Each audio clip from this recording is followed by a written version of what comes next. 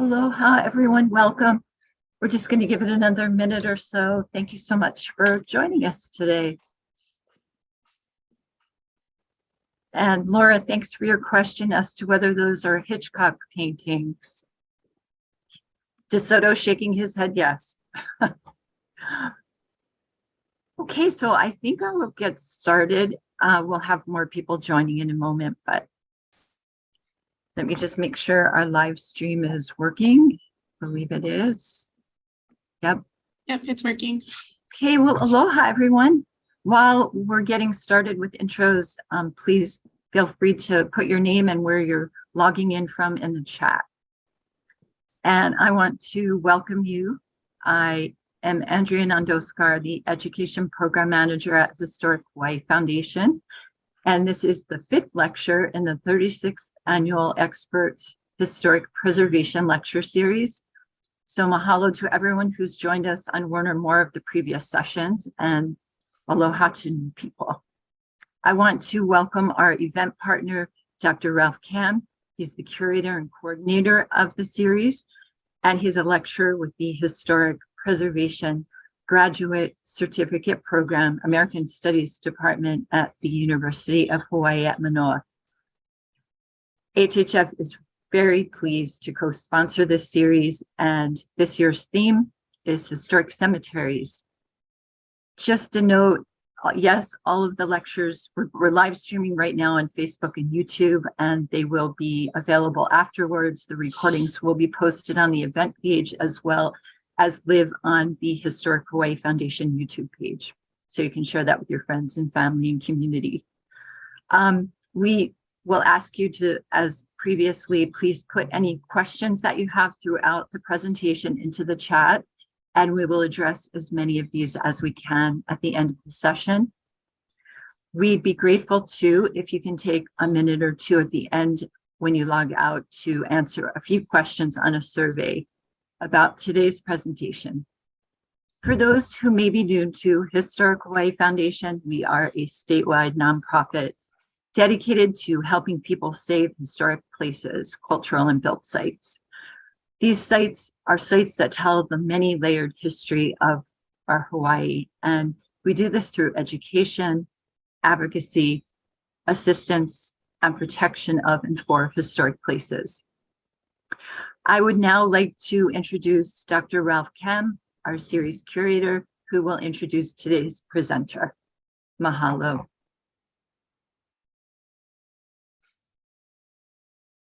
I'm very pleased that DeSoto agreed to be part of this series. He's one of the most knowledgeable people that I know in the area of Hawaiian history. He is the historian at the Bishop Museum and the curator of their archives. So I have had a long history of going to that archives, and it really is a pleasure to have him here today.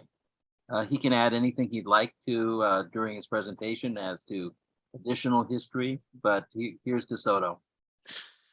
Thank you, Ralph, and hello, everybody. And I'm very happy to be here today to do this presentation. There is a great deal to talk about, and even for just these confined, focused subjects. So what I'm going to be talking about is not fully the entire story of everything that could be described for what they are.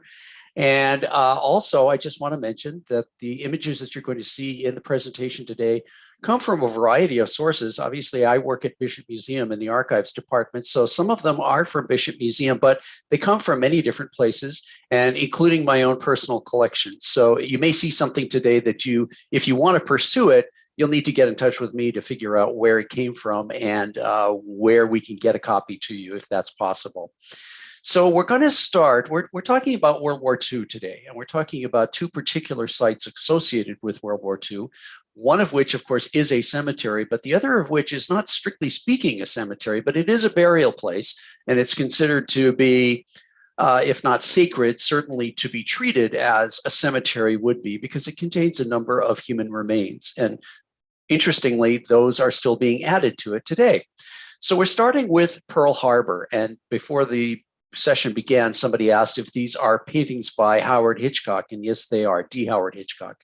And these are two paintings that are in Bishop Museum. And the large picture that you see is from 1890, and it is Pearl Harbor. It's a view of Pearl Harbor before it was developed, before it became a naval base, when it was still pretty much, very much in a natural state before anything was done to it.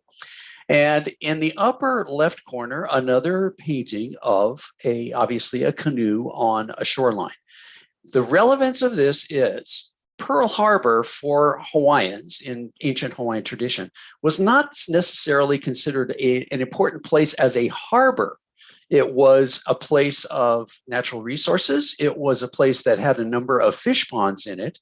But because Hawaiians traveled by canoe, they did not need deep draft harbors. And in fact, for canoes, what you want, that's the easiest way to deal with them, is shallow water with a gently sloping sandy beach to pull the canoe up onto or to remove the canoe from to launch it.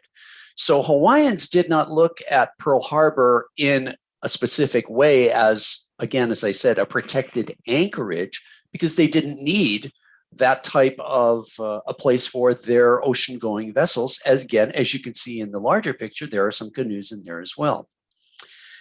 Well, it was not until outside people began to come to the Hawaiian Islands that notion began to change. And obviously, many of you know that the first outside person to come to the Hawaiian Islands was Captain James Cook, 1778 and 1779, on his third voyage of exploration in the Pacific. And soon after that, other foreign ships began to come here. And it was at that time that foreigners began to look for harbors, because foreign ships extend much deeper below the water than a canoe does. So you need a deeper place to anchor, and you need a place that's more protected for the larger wooden vessel, because those can be easily damaged by large waves. And so Pearl Harbor at that time was looked upon as something that was not only useful, but potentially important politically. So this map that you're looking at is from 1839, and it is obviously of the island of Oahu. The island looks a little screwy, doesn't look exactly like it really does. And if you look at all these place names, you'll notice that there are some errors in the place names as well. But you can see that Pearl Harbor is prominently visible here. And I'll just point out here that Pearl Harbor consists of 3 sections, or locks, which are spelled L-O-C-H-S. And in between them are peninsulas that differentiate themselves. And because the Hawaiian Islands were in the middle of the Pacific with nothing else around them, and because they offered, in this case, particularly for Pearl Harbor, very safe anchorages, outside countries began to look upon the Hawaiian Islands as a place to potentially take over and at least make use of, because of the utility of Pearl Harbor. And it was also understood that as these different countries were competing with each other for control of certain sections of the Pacific Ocean, being able to have a naval base or a place to anchor your ships, such as Pearl Harbor, was going to be an important aspect of this competition. Well, nothing really significant happened with Pearl Harbor, even though its utility it was recognized, until King Kalakaua, and that's King Kalakaua that you see on the left. And in 1876, when Hawaii, of course, was still a separate country and he was the king of it, he signed a treaty with the United States that was called the Reciprocity Treaty. And that had 2 aspects. One, the Hawaiian Islands were allowed to export sugar to the United States without having to pay any tariffs on it. And in turn, for that concession, the USA was given the exclusive use of Pearl Harbor. And it was at that time stated to be what was called a coaling station, meaning a place that steamships could pick up coal, because that's what they ran on. Their engines ran on burned coal. So it was seen as potentially having a coal dump, essentially, at Pearl Harbor where ships could refuel. But that really didn't happen, at least in the very beginning. But what did happen was the sugar industry in the Hawaiian Islands exploded, because suddenly there was this huge new market to export to, the United States. And so that led to the burgeoning sugar industry, which at that point was still quite small, suddenly taking off.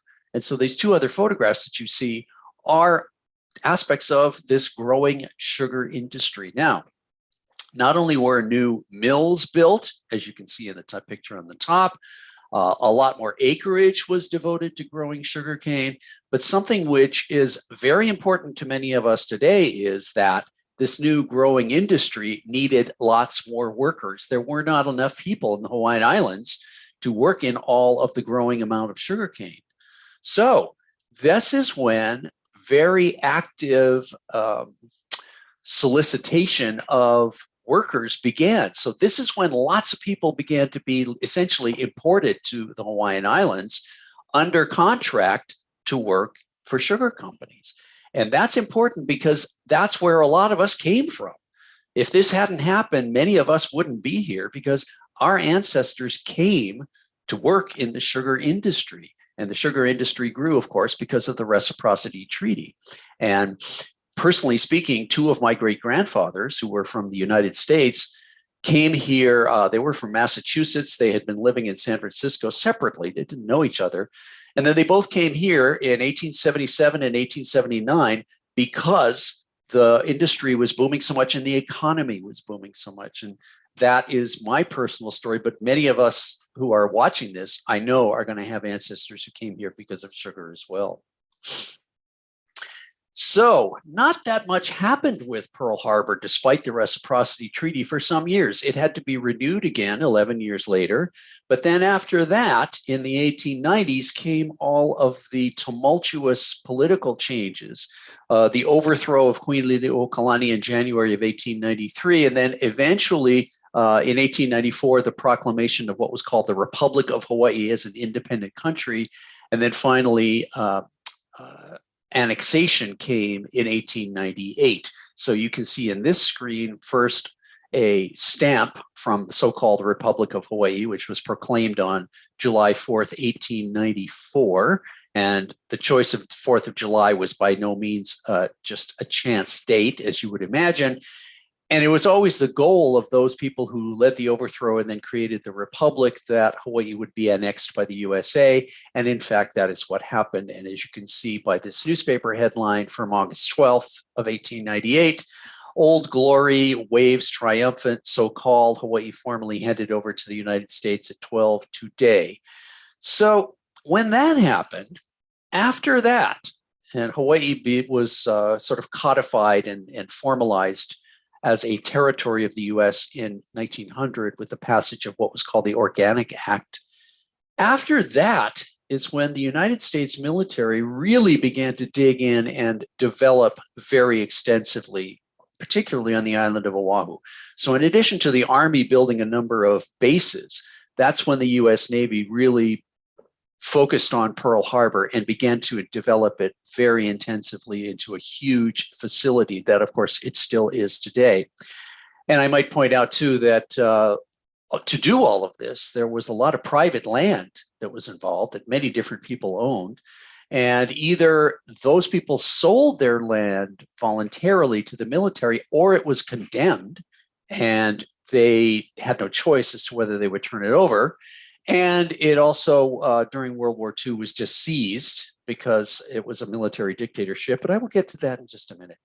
Now, here is something that I think most people are not going to know about, or they won't necessarily think about it in terms of this story. But Pearl Harbor is also, Pearl Harbor being a naval base, is also the reason that the infamous Massey case occurred in 1931 and 32. And many of you know about this, but I'm just going to go into it very briefly. Lieutenant Thomas Massey was an officer on board a U.S. submarine that was home ported in Pearl Harbor. And so the picture that you see in the upper left is an example from 1930 of one of those U.S. submarines. The picture below that is Lieutenant Massey and his wife, Thalia Massey. Thalia Massey in 1931 stated that she had been abducted while walking in Waikiki and was sexually assaulted by 5 local men. Now, this is a huge subject, which I don't have time to go into detail. I can just say that even though Thalia Massey had physically been assaulted and her jaw was broken, which is a significant thing, the other evidence shows that she was certainly not gang raped in the way that she claimed she had been. 5 guys were arrested for this crime. They were put on trial. The jury was deadlocked, and it was because they could not have been the perpetrators because of the timeline of what had happened and where it happened. But after that, before they could have another trial, Lieutenant Massey, Thalia Massey's mother, and some sailors kidnapped one of those 5 men and murdered him. And then they had to go on trial again. Well, then this became a huge international story. And the newspaper that you see on the right is a tabloid newspaper from the United States that says, it's not easy to read because some of the people that we're looking at are in the way, but the headline says, Hawaiians must be punished. Martial law, complete housekeeping necessary to protect American women. And that's very significant because at the time, it was stated that there were threats that Hawaii would be put under martial law because of this overstated threat to delicate white women being assaulted by dark-skinned bestial men. That did not happen at the time, but 9 years later, the military didn't forget. And as soon as World War II began, they did institute martial law. They did put Hawaii under a military dictatorship. And that lasted for years during World War II. And these 2 photographs demonstrate that level of military dictatorship. The picture at the top left is a man driving at night whose papers are being checked to see that he has identification papers and that he has a permit to be driving at night after curfew. And the large picture is a courtroom. Civilians were taken to courtrooms like this, where they were put on trial by military officers who were not trained judges. And so even though the Thalia Massey case didn't inspire martial law then, it did kick in during World War II. And it took years to finally get rid of it. And I will also add, in 1946, the Federal Supreme Court of the United States stated that this martial law had been unconstitutional. However, that is water under the bridge, but it does lead us to the major historic aspect that we still remember Pearl Harbor for today. And that, of course, is the Japanese attack of December 7th, 1941. Here is one of the very few photographs taken by the Japanese of the attack just as it started. And here is the center of Pearl Harbor. This is Ford Island, which had been intensively developed by both the Army and the Navy. And you can see that this is a view from a Japanese plane. It's difficult to tell, but there are some explosions that have already started happening. The planes were dropping torpedoes that could go underwater to strike the ships, as well as bombing. There were 3 different types of Japanese planes involved. And the attack, as everybody knows, was a complete surprise. It was extremely, it was more, I would say, of a shock and a galvanizing international occurrence historically than it was for the destruction that it caused to the American military, because for various reasons, the Japanese did not attain all of what they had hoped to do by this attack in terms of crippling the United States Navy. And probably everybody is familiar with the very famous pictures that you see here. The headline of the Honolulu Star Bulletin that was printed as the attack was going on or just after it, War, Oahu bombed by Japanese planes, and the photographs of the destruction as it was going on, these huge clouds of smoke from the burning oil and burning fuel and the destruction. It was a terrible, terrible shock to everybody on the island of Oahu in particular, but everybody throughout the United States was very affected by it. So the major aspect of the Pearl Harbor attack that we still pay homage to today is the destruction of the U.S.S. Arizona, which is a battleship. And this photograph was taken on December 8th, 1941, the day after the attack, from Ford Island. And you are looking at the ruins of the destroyed U.S.S. Arizona, which, as you can see, is still burning. The Arizona was very substantially damaged by the direct hit of a bomb which caused ammunition on it to explode. And of the over 2,000 fatalities on December 7th, 1941, over 1,000 of those were just the men of the U.S.S. Arizona. So that's why the Arizona has always been the focus of, the Pearl Harbor attack, because more than half, or approximately half, of the fatalities that day were just on this single ship. Now, notice that the ship has sunk, but the water is not super deep. So the deck is pretty much kind of at water level or just above water level. And you can see there's a number of superstructure metal pieces, if you will, that are part of the structure of the ship that are still standing. The structure on the left, of course, is still pretty much mostly intact. On the right, you can see that structure is tilted because it's been very substantially damaged and knocked over. And that was permanently like that. And we're going to get back to what happened to the Arizona as we go through this presentation, but keep this image in mind as we do so. Now, speaking of cemeteries, and here's the point of what we're talking about. There were, as I said, 2,000 dead men to be dealt with. Their bodies had to be dealt with immediately after the attack. And I also might just mention that there were approximately 60 or so fatalities among civilians. Those people, of course, would have been buried elsewhere. But the need to bury all of these dead guys from the military meant that they had to be interred in a variety of places at a very rushed level and time period. Pardon me, I'm going to clear my throat again. So one of the places that these fatalities, these dead men, were buried was Oahu Cemetery, which of course is a private cemetery located in Nu'uanu in Honolulu. And here is a ceremony that took place on January 1st, 1942, which was a national day of mourning in the United States because of the attack. And as you can see around, there's bare earth with a lot of floral tributes laid on it. And there's a group of women in the center who are singing and playing music at this event.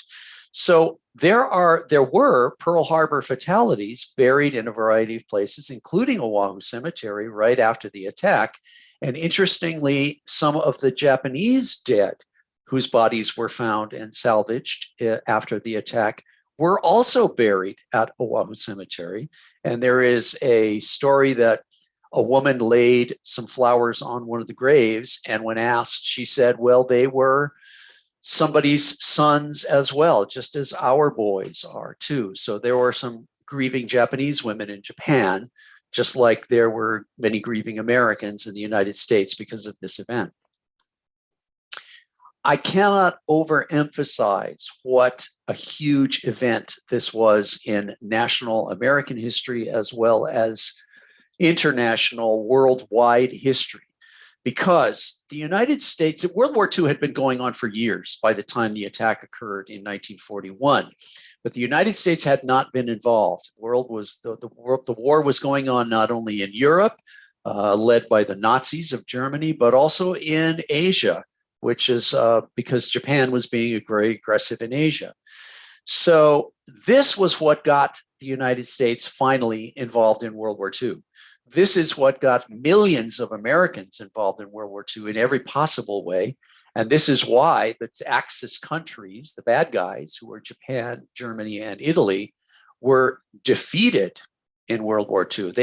It was not just exclusive the USA that was responsible for this, because Russia was very important, Britain was very important, but it was primarily the United States and its output that managed to do this. Now, Pearl Harbor immediately was understood by people not only all over the US, but in a number of other places in the world as being this important, crucial point in history. So immediately after the attack, within days, the slogan, "Remember Pearl Harbor," was being printed and stated all over the United States. And this is just a small assortment of all the types of memorabilia that represent the use of that phrase. So you can see here there are buttons and also essentially jewelry, in addition to a number of stickers. And if you look down toward the lower part of the screen, you'll see two metal pins. And again, these are brooches meant to be worn by women as jewelry. But you may not notice immediately that the word pearl is not there. Instead, it's replaced by an imitation pearl. So this is a verb. This is a sort of a rebus, you might say, or it's a visual pun using an actual item instead of the word. So Pearl Harbor, that's why so many people still think about Pearl Harbor today. That's why millions of people visit Pearl Harbor to visit the site of where this attack was. The war galvanized the United States. There was pretty much no way to avoid being involved in the war effort, regardless of your age and regardless of where you lived and regardless of what your profession was. And the joy at the end of World War II in August of 1945 with the surrender of Japan was absolutely ecstatic because the war was finally over. And also for people here, it meant the final ending of all of the effects of martial law. So the military was no longer in control, and there was no curfew, and there was no blackout, and all of that stuff was finally gone. And you can see that these people celebrating in these two photographs taken in downtown Honolulu on this day, they really are excited. They're ecstatic. And that was, of course, as it should be. But there was still, of course, going to be a number of effects of World War II that were still present. And as I mentioned earlier, there were a number of dead that had to be coped with. So there, first of all, was the effort to consolidate all of the war dead into one large cemetery. And not only did that mean exhuming the bodies that had been buried in various locations on Oahu, like at Oahu Cemetery that I showed you earlier, but also to gather these remains from the cemeteries that had been created all over the Pacific because of the various battles that occurred in all these different islands and different locations. So here's a photograph of some of those remains that have been exhumed and put in just plain wooden coffins to be shipped back to Honolulu to be eventually consolidated into one cemetery. And this picture is from 1948. And as you can see, this is essentially a warehouse, but the coffins have been decorated and covered respectfully by American flags. And the site for this consolidated military cemetery was Punchbowl Crater. And Punchbowl Crater at that point, up until the end of World War II, was undeveloped. And for most people, it was just a place that you drove to visit the lookout, the scenic lookout, to look out over the south shore of Oahu and look at the city of Honolulu.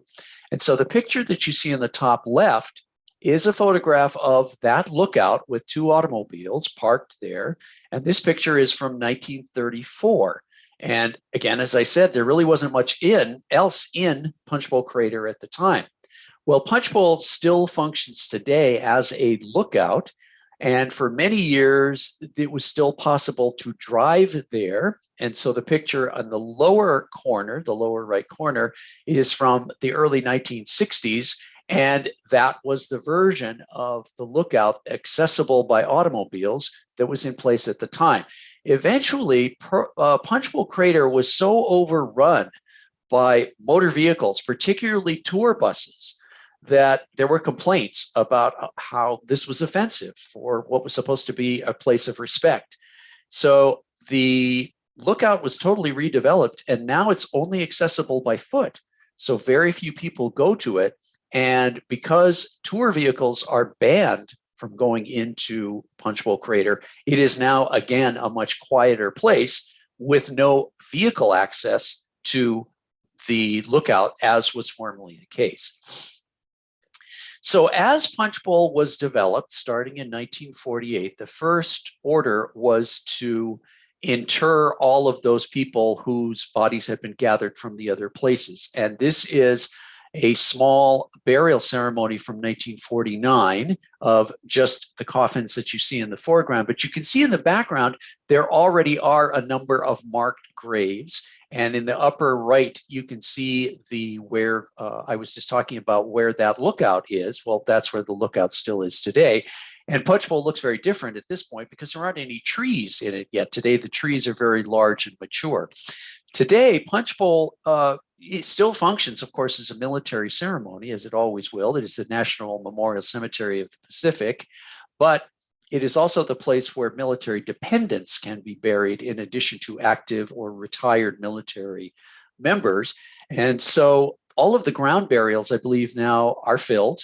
And so there are columbariums and other structures that have been constructed for additional burials, particularly to accommodate cremated remains. Originally, all of Punchbowl was marked, all of the graves were marked by crosses. And this was distinctive and interesting visually to look at because the patterns of the crosses were really quite fascinating. But there are two aspects of that. First of all, a cross is not just a sort of a generic grave marker. It is actually, of course, the symbol of Christianity. And not everybody who was buried in Punchbowl was Christian. Secondly, it was a maintenance. It made maintenance of the grounds a good deal more difficult.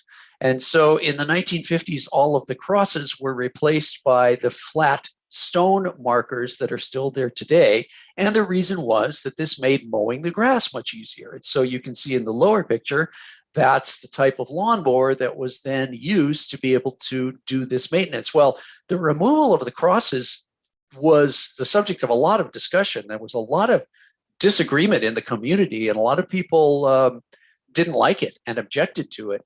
But obviously, they have never returned because, of course, the maintenance would be virtually impossible if it was not for large lawnmowers like the ones the one that you see in the lower right corner. And both of these pictures, obviously, are from the 1950s. The sort of centerpiece or focal point of Punchbowl is the structure that you see when you first drive in that's facing you on the other side of the crater. And this has various functions, which I will describe in a minute. This structure took quite some years to complete for a variety of reasons, and there were sort of delays of long periods as it was being constructed. And the construction, as I remember, lasted from about 1958 to 1962 or so. And it took place in stages. And as you can see, obviously, in this picture, which is from about 1960, here it is under construction, but definitely not completed yet. And this is what it looks like today, which, of course, many of us are familiar with. And it consists of two sections, which I will explain in just a minute. But it is not only a place to remember the dead, as the structure does do that, but it also gives descriptions of the various places in which the men and women as well, who are interred here, who actually fought in wars, those places of where those were, when it was, and how the battles occurred. So these two pictures show you the different aspects of, as I just said, what these two functions are. At the top of this entire monument is the centerpiece is this statue of Columbia, as she is identified. And I can say that as this statue was being assembled and put in place in the early 1960s, it was carved in sections. One of the sections, which was the statue's left hand, meaning the hand that's on the other side of where we are in this picture, the hand that's holding the olive branch, came loose and fell. And it injured two workers, and it also was damaged. And so that was one of the reasons that this took longer to build, because a new left hand section had to be carved of this stone and then sent and then installed. On either side of the Statue of Columbia are the maps and the verbal or the written descriptions of where the various battles were, which is what I just described to you. And then on either side of the stairs that lead up to this top level are what are called the Gardens of the Missing. And these are structures, as you can see, that are rectangular. You walk into each one of these enclosed, it's partly enclosed spaces, And actually incised into the marble of the structure are the names of war dead whose remains were never found. So this is their memorial for them not being it not being possible to bury them and have a grave, but instead, this is the way they are memorialized, just by their names. As you can see in this photo, which is from the early 1950s or the middle 1950s, most of the graves in Punchbowl are for known named individuals. And this is the mother of Richard E. Bickerton, who was killed in 1943, placing a plumeria-covered cross on his grave for Memorial Day. But there are other gravestones in this cemetery in Punchbowl that are marked unknown. And what we are seeing today, and I think many of you are aware of this, is that these formerly unknown individuals are being identified through DNA. And obviously DNA testing and the ability to identify people by DNA did not exist when Punchbowl was first created, certainly didn't exist in the 1940s when these men were found but not able to be identified. And it's not, every one of these graves does not contain just a single unknown individual, because many times there are remains from different people that were mixed together. Because of course, in the Pearl Harbor attack, there were many explosives and there were explosions in which people were not intact anymore.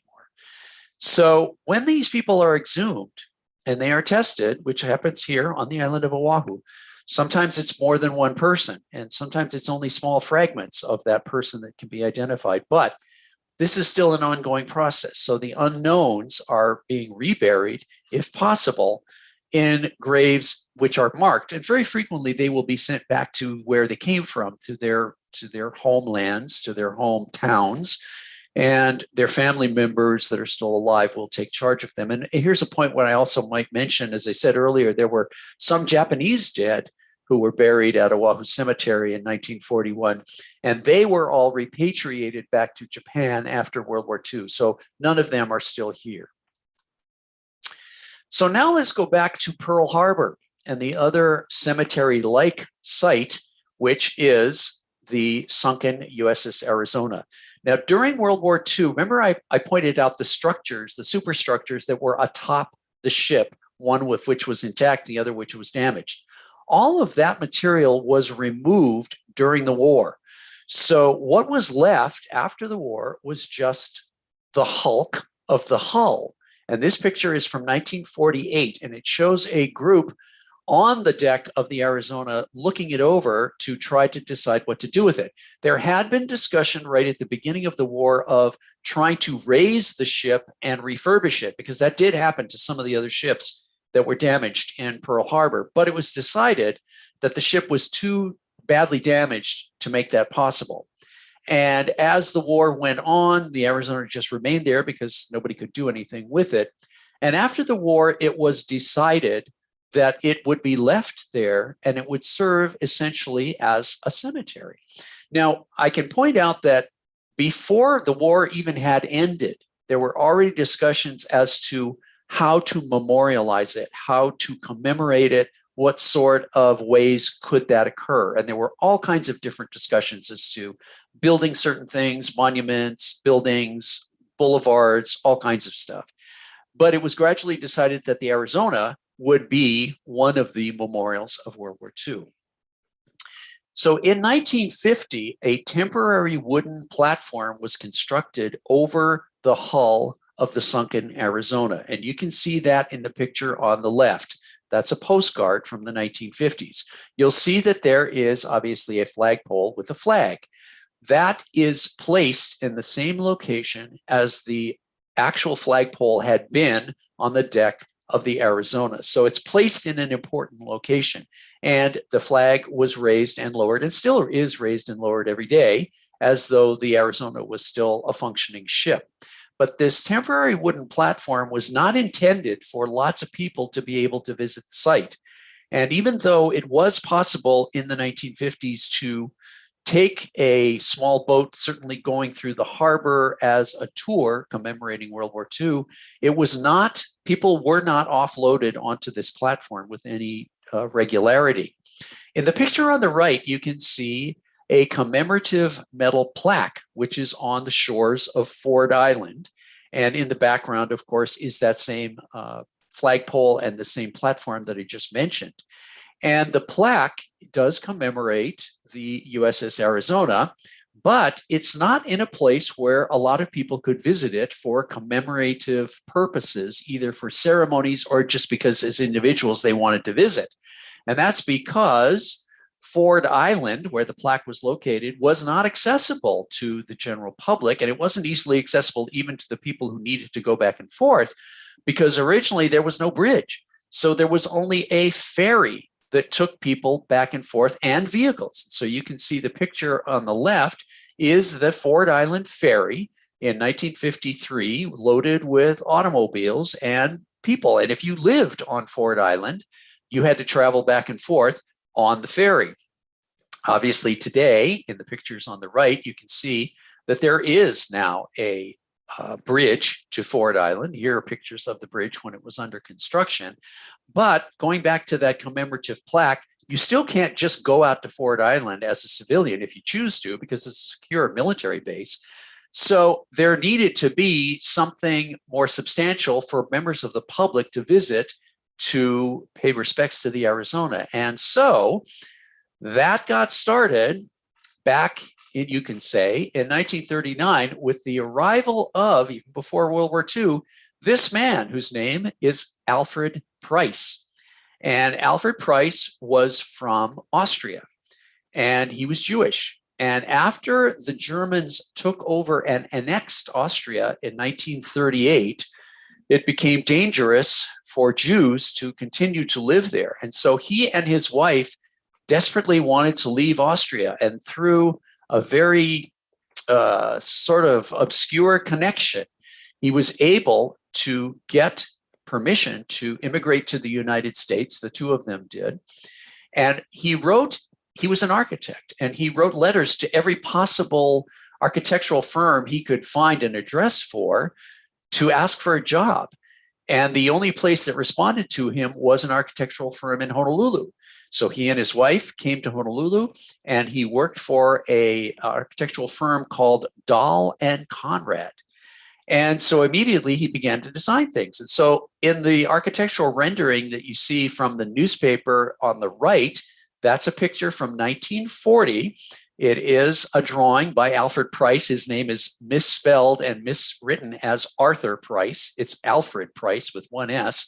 And ironically, this house is is described as being on the hills behind Pearl Harbor, and it offers a sweeping view not only of the famous naval port, but of the city of Honolulu as well. Little did anybody know that Alfred Price was going to be associated with Pearl Harbor in a way that he did not yet know. Now, ironically and amazingly, Alfred Price and his wife, as soon as World War II started after the December 7th attack, were considered to be enemy aliens because they were Austrian, and that was part of Nazi Germany. So amazingly, he and his wife, or he in particular, was rounded up by the FBI, questioned, as you see going on in the picture on the top. That's an example of an FBI interrogation. And he was interned in a temporary internment camp for enemy aliens on Sand Island. And that is the camp that you see in the photograph. And he lived in a tent for 3 months, even though he was an enemy of Nazi Germany. Now, most of the people who were interned, of course, were Japanese. And the picture that you see in the upper right is an interrogation of a Japanese man. But Alfred Price was treated in exactly the same way, in total irony. And even more ironic, because when it was decided that a permanent structure needed to be built over the U.S.S. Arizona in the late 1950s, it was Alfred Price who designed it. So the irony of all of these things coming together is amazing. And here is a rendering that was done by Alfred Price, working for the company that he worked for at the time, of what was to become the U.S.S. Arizona. Now, it took years to build this Arizona memorial. It started in the late 1950s, starting in 1957. And the cost of this memorial was far beyond what was originally thought. So it was thought that it could be built for about $300,000. It actually took $500,000. And so there were various fundraising attempts and efforts that occurred over a period of a few years. And what many people probably don't know is the largest single monetary donation that came that really enabled the memorial to be completed was from a concert that was put on by Elvis Presley in 1961. And it was an exclusive concert at Block Arena, which was at Pearl Harbor, only for very high-paying guests, or not just high-paying guests, but a lot of elite people were invited who normally wouldn't have gone to an Elvis Presley concert, but they paid a lot of money because it was going to go to the Arizona. And Elvis and his manager, whose name is Colonel Tom Parker, actually added $25,000 to that. So the total that they donated to the Arizona Memorial was $60,000. And that's really what put it in the position to finally be available to be built. And the reason Elvis was coming here in the first place was because he was shooting scenes for his film Blue Hawaii in 1961. So he came here to shoot the film, but he did the concert, the donation was made, and then as you can see, the Arizona Memorial was able to be built. And the Arizona Memorial was completed and dedicated on May 30th, 1962. So here are various views of this memorial. And in the top left, you can see the overall shape. Now, at the time, Alfred Price stated that he wanted this to show the center part dipping down was to show the progression of what happened in 1940, 41, and through 1945. Because the building starts at a higher elevation, it sags down in the middle, and that represents the low point of the Pearl Harbor attack, as well as the United States having to regroup and figure out what to do.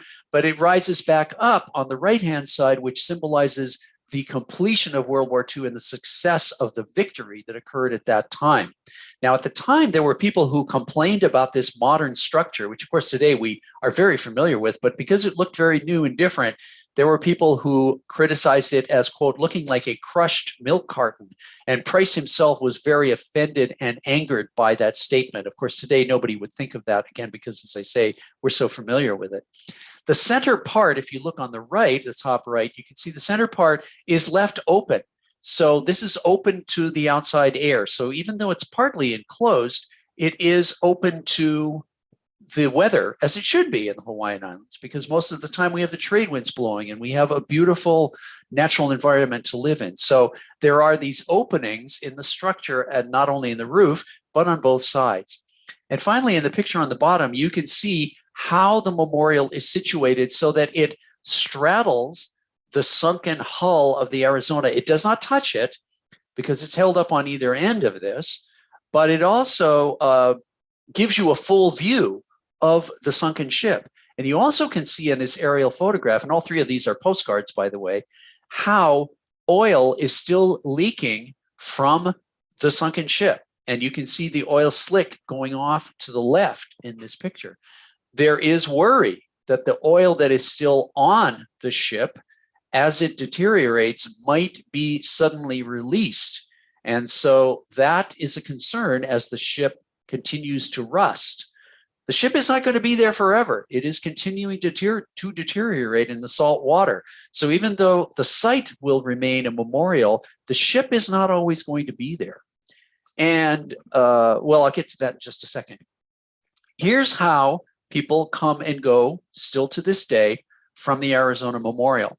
The facilities on the land have been considerably enhanced and rebuilt over the years, from just a small dock to an actual structure to more of a structure that also has a museum and has informative displays and so forth. But you still do get on this launch, this small boat, to go back and forth to actually visit the memorial itself. This aerial photograph shows the setting of the memorial, which you can see at the bottom of the picture, but it also gives us a sense of the other things that have been developed since the memorial was completed in 1962, because now there's more to see and do in the area that also commemorate World War II.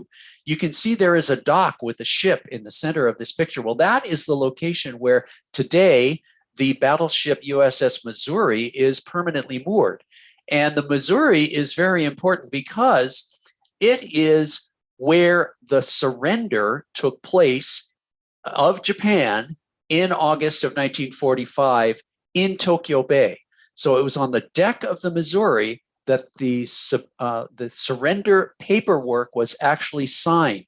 And for it to be moored just such a short distance away from the Arizona Memorial is very, very important. I mean, and very, I think it's masterful, because there are two ships that represent the beginning of the war for the United States in the Pacific and the end of the war in the Pacific for the United States, 1941 and 1945. And in the background of this picture at the top, it's difficult to see, but there also are the structures which are on Ford Island, which were built as hangars. And today, that's also where the Pacific Aviation Museum is located. So all of these things are commemorating World War II, and they're all in this central location. And they've all been developed over a period of years. And I'm very happy that that's the case, because it's all information. And I love people to be informed and to be able to see artifacts and learn about this incredibly important period.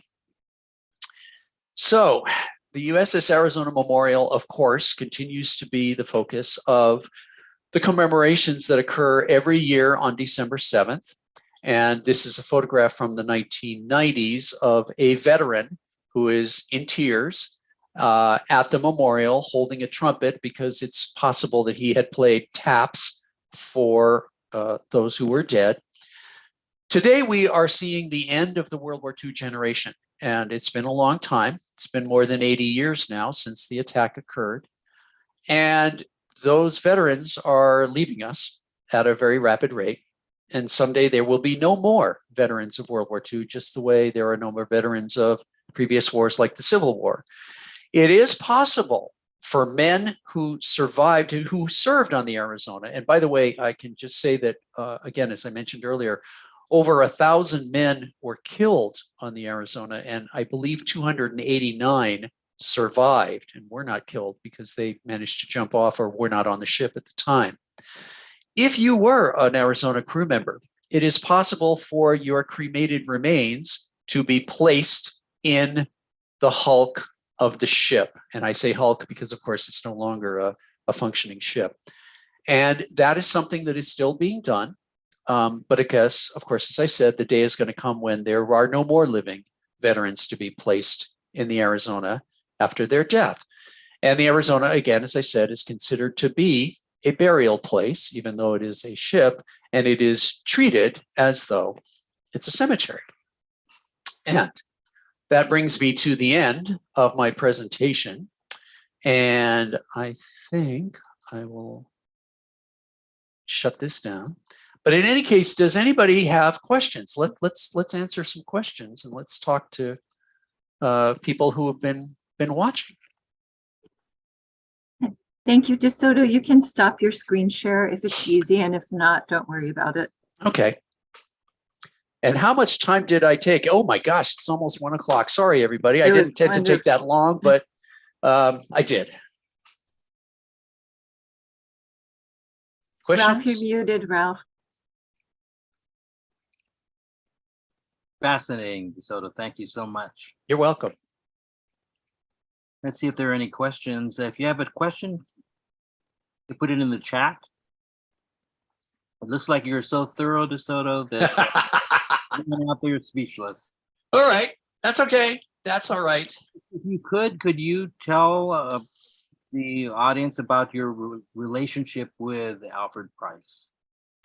Oh, yes, exactly. Thank you. I forgot about that. My relationship with Alfred Price is somewhat indirect, but it's very important to me.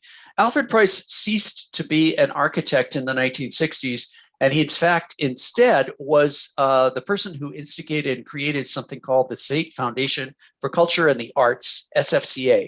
And that is a very important organization that oversees creating art for public buildings or government buildings. And they also support art in the community as well as other types of historic things.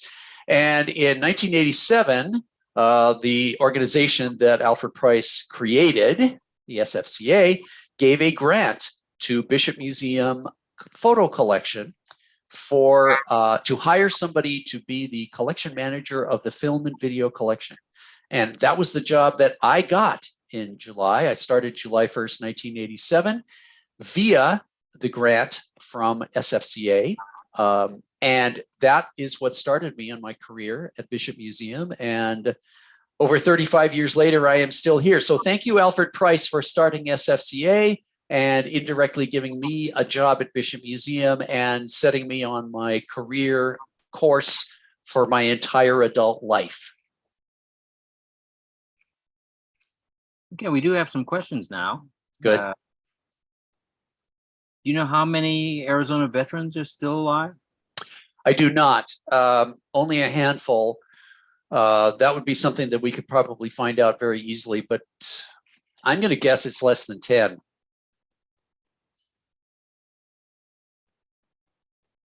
Now, when is the estimated time that the Arizona will eventually be gone from the salt water? I don't think anybody knows that for certain. I'm going to guess that the level of destruction that the ship underwent will make it impossible to say how exactly it will deteriorate, because the thickness of the hull and the thickness of the steel structures are going to vary a great deal. So no, there's no way to know.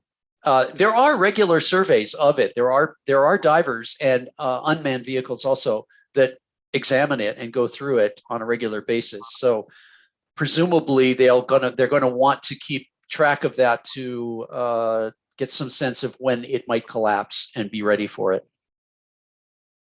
A question about why no effort was made to rescue those still aboard the Arizona.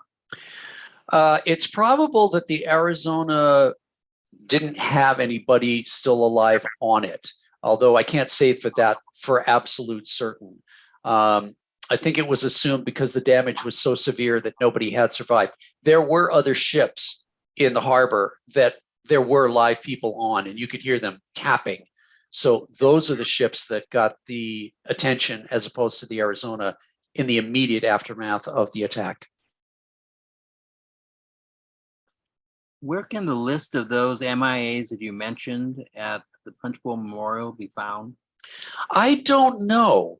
I presume it's going to be online somewhere because Punchbowl must have an online presence. I'm presuming that's where it is.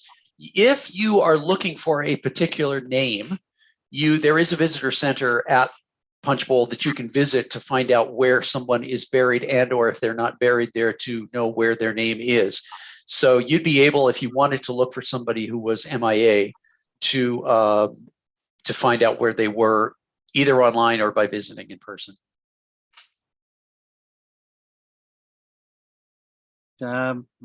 Question for those remains that are placed in the hulk. What happens to these when the Arizona completely disappears? Well, they will just remain in whatever their container is, because they're all cremated. So they're already going to be in some kind of box or container. And when the Arizona itself falls apart, if the remains are still within their container, they will just end up on the floor, on the bottom of Pearl Harbor, and eventually they too will be gone as well, because they too will deteriorate in the salt water. But they'll be buried there. They'll be in the same location as all of the other remains of everybody else who was on the ship ended up. And certainly at this point, so many years later, I am very dubious that there's any actual human remains left. The only things going to be left are going to be inanimate objects, because those are all that's going to have survived. Ellen Awai had a comment. I attended a memorial service of a veteran on the Arizona in the 1990s and saw the divers take the ashes down. But the strange part was the person's name was already listed on the wall as someone who had died on December 7th. Well, obviously that was wrong, unless Yeah, I mean, he couldn't have died on December 7th and then have been buried later on, because his remains, unless he had died after the attack, he had been a crew member and he had been cremated and then placed many years later on the ship. That is a very strange thing. I'm sure there are a number of people who are listed erroneously throughout all of this process too, because I'm sure there are going to be people who are erroneously listed as having died where they didn't die, when they didn't die, and the records are incorrect. There are other military vertical headstones in other cemeteries. How were they created and given to the deceased families? Well, it's going to be the marker, regardless of whether it is vertical or flat on the ground. That's a part of either, if you are a veteran, I don't know if that's part of what the government provides for you that you don't have to pay for. But if you did have to pay for it, it would just be like ordering something anytime anybody is buried any place. The order goes to a company that makes headstones. They are engraved and then they're installed by the staff members that are at that particular cemetery. Scott, Thank you, Ralph. Do you want to take one more after your comment? Thanks, Ralph. Scott Williams has informed us that only 2 Arizona survivors are okay, good. Thank you for letting us know that. And pretty soon there will be none left.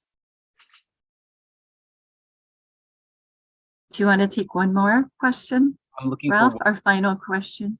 Yes, looking for one more on this list. I think Yuki just put one at the end. What is the remaining capacity today for the cremated deceased at Punch Bowl? I don't know. They have just recently completed another columbarium. So I'm assuming, I don't know if they're ever going to reach an absolute limit. They still do have space to build more of these structures. So for quite some years to come, they will be adding structures which can accommodate remains. So I don't know that anybody knows of an actual cutoff point after which nobody will be accepted anymore in Punch Bowl. Okay. Ralph, I think, Dr. Cam, I think Tonya Moy, who is an historical architect, she just wrote a comment Here we go. in the chat. Maybe you can highlight that and then we can. Also building a large columbaria. They predict to be out of space in the 2030s, she believes. Okay. All right. And she's been working Yeah. on projects. So Yeah. a very educated audience here. Yes. Yeah. Oh, yeah, of course, which is good, which is great. Yeah. Well, DeSoto, thank you. It's honestly one of the most fascinating presentations, and you just shared such a range starting from, pre-contact time. So I think that context was so helpful. Dr. Cam, again, thank you so much for all you do for moderating and curating. And I want to thank Michelle Kisek, my colleague, for helping behind the scenes with tech. I also want to invite everyone, actually, I can't believe it, but next week is our final lecture, the 6th in the series. And I want to invite everyone on March 2nd at noon to join us for the final lecture with Liz Sargent, FASLA. She's the principal with Liz Sargent, Historic Landscape Architecture. She developed the cemetery management plan for Kalaupapa and Kalaweo cemeteries, and she'll speak about the cemeteries of Kalaupapa National Historic Park next week. So please register if you haven't yet. Also want to encourage anyone who is not yet registered for the Historic Hawaii e-newsletter to sign up for that if it's of interest, so you can stay up to date, and then also to support us with a donation. If you've been enjoying the series, we'd appreciate that, and it will help us continue to bring presentations and programming like this with amazing experts as you've seen today and previously in the series. And you can find that at the Join Us section at the Historic Hawaii Foundation website. And then just a quick reminder to do the survey when you check out. And DeSoto, you're getting, like, I hope you're looking at the chat, but I'll share it with you after. You're getting a lot of accolades, a lot of appreciation. And the photos were wonderful, like just incredible. Yeah, it was so good. That's honestly, that's what I love to do, because there are so many pictures and that people have never seen that are fascinating and tell so many stories. And that's what I love to be able to share with people so that they can enjoy them too. I was thinking that when you were going through it, and you clearly love what you do. And my goodness, well, thank you, Alfred Price, Yes. for giving you that doorway into Yes. your career. That's Yes. an incredible story of its own. So mahalo nui loa, everyone. Ahui ho. Until next week. And thank you for being part of our ohana, our preservation ohana.